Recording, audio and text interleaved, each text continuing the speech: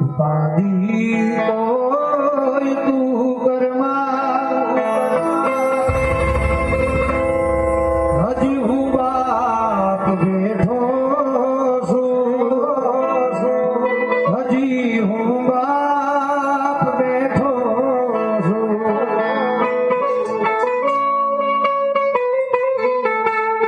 જગતમાં કોઈથી તું કરમાં હજી તારો બાપ બેઠો છું હજી હું બાપ બેઠો છું